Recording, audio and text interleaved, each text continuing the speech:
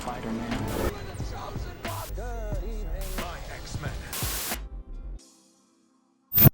Alright, so I just watched the finale of The Acolyte. I've got a lot of things to say about this. So many surprises, so many questions still. Let's just get into this. Before we get started, if you guys could like this video and leave a comment down below with what you thought of this show, please, I read every single one. I most likely will respond, and also hit that subscribe button because we're on the road to 2,000 subs now. Make my dream come true. It's free. Now we're going to briefly recap this episode, and as I'm recapping the events that happened, I'm going to give my thoughts. At the beginning of this episode, we see Osha having the Cortos' helmet still on, and she's actually showing some power over this Sith guy, who we still have no idea what his actual name is, and we don't know what the connection of the Kylo Ren thing is. That never gets answered, but I'm assuming maybe he's going to be the original Knight of Ren. Still a question I thought we were going to get an answer to, but we didn't. And it's interesting because they portray him as kind of a good guy here, the Jedi being the bad guys and the Sith now being the good guys, which kind of goes against everything that Star Wars is about, but hey, I continue. This guy seems super chill and relaxed with Osha, and on the flip side, we have Sol with May. May ends up escaping and takes an escape pod back to Brendok, where Sol follows her. We get a beautiful fight sequence in the spaceships within the rings of this planet, and I guarantee this took a lot of the budget because it looked gorgeous. Back on Coruscant, Vernestra decides to go to Brendok to get Master Sol to find out what's really going on. And we get this feeling throughout this episode that Vernestra is not a fully good Jedi. She has a dark past, and they really lean into that during the later part of the episode. We see that this politician is not a fan of Vernestra, in fact, not a fan of the Jedi Order at all, saying they have too much power to not be checked, which is definitely something we'd heard before in the prequels, but it's really interesting seeing how these beliefs were all the way back in the High Republic era. Now we have to talk about the craziest, wildest, just elephant in the room scene that came up out of nowhere and had me just screaming at the TV for some reason. Osha is now kind of leaning into the dark side with this Sith guy, and as they're leaving the planet to go find Master Sol, we get a glimpse of a character in a cave. This character is 100% Darth Plagueis. We even see his creepy face, and he was terrifying looking, and then they just cut away from it. It feels like this was kind of interspliced in there because it's just a little bit of a tease, but this is Darth Plagueis. It was just so crazy. I mean, we see Darth Plagueis, the master of Palpatine himself, in this episode, and this episode has actually several things that we see for the very first time in Star Wars. I just am mind blown that they would introduce Plagueis in like a 2-second sequence and then never touch on it for the rest of the episode, and we don't even know if we're getting a season 2. Kind of wish this was what the show was originally about, but that's just my personal opinion. So they all meet up on Brendok, and we actually have a fantastic lightsaber duel between the Sith character, or Chimere,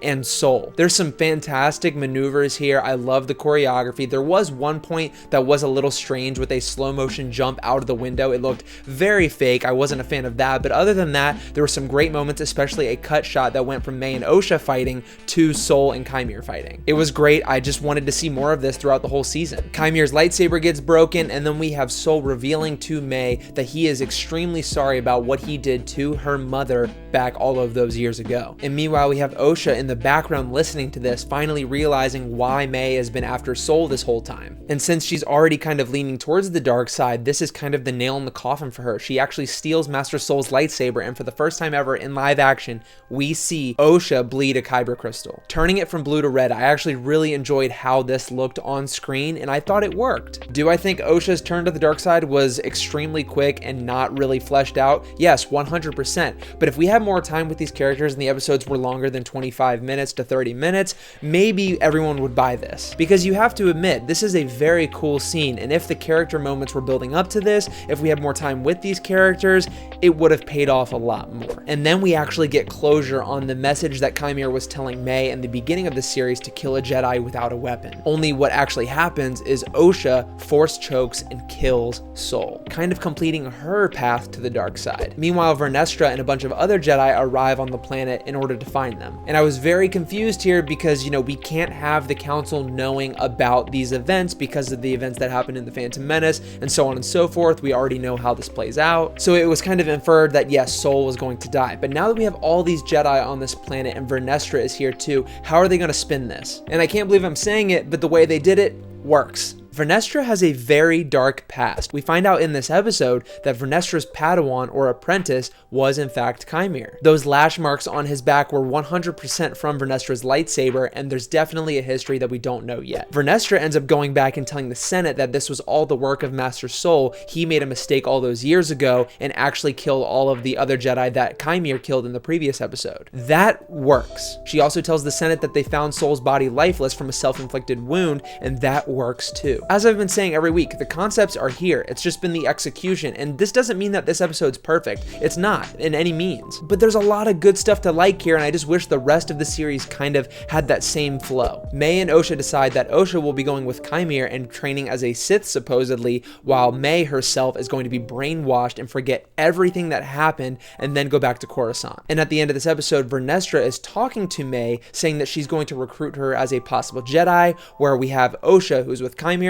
training to become a Sith. Very yin and yang, they kind of switch spots. I really like that, and we do also get clarification that these two are the actual same person. And they said they were going to explain that, but they didn't really explain it. They just said there was a divergence in the Force. Clearly, this is going to somehow connect to Anakin being born in the future now that Darth Plagueis has officially made an appearance. But Vernestra is showing the bad side of the Jedi. She's being very secretive, covering all of these things up, and we have the Sith character kind of being the good guy here. This is new. This isn't something we've seen before, and obviously there's always two sides of a coin, but it was definitely weird to see the Sith kind of be the good guys here. We get a cameo from Master Yoda at the very end of this episode, and then it's over. So yeah, it ends on a cliffhanger. They're going to train Osha as a Sith, and they're going to train May as a Jedi now. It just bums me out because, one, we don't know if we're getting a season 2 after, you know, some of these episodes haven't been doing so well in terms of reviews, but also, you just gotta make a season a complete story. You absolutely don't have to make this season an ad for the next one. There was some great stuff in this series. I really do believe it.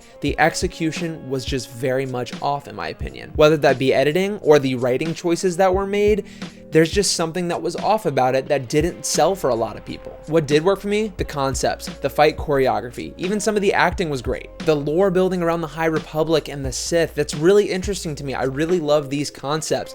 I just don't think the show that we were all expecting was the show that we got. And maybe we're going to have a season 2, and season 2 is going to be about the Sith and the shadows, which we kind of all wanted, in my opinion. But just with how the reviews are and things like that, I don't know if season 2 is going to happen. Would I like to see it? Absolutely. In a perfect world, I would continue this story. And like I've said in previous videos, I was going to wait until the very last episode in order to give my final opinion on this show, because you know, you can't really judge things until you see it as a whole. I don't know if I want to give it a number out of 10. I mean, it's probably somewhere between 5 and 7, because the good stuff is really good and the bad stuff is, well, bad. I do want to throw out there real quick, there's just been a lot of hate towards the actors on this show, and I don't think that's a good thing to do ever. They're just doing their job, and I think there were some great performances in this show. If you're going to give criticism about something, it's best to do it in a positive way that encourages the people to be better. That way we get better products, not just getting angry and then the creators or writers or whoever do something just to spite you, which I'm not saying that's ever going to happen or has happened, but I'm just trying to say be positive in your criticism. Yes, I would like to see a season 2. The implications of her being a Sith now, being trained by Chimere,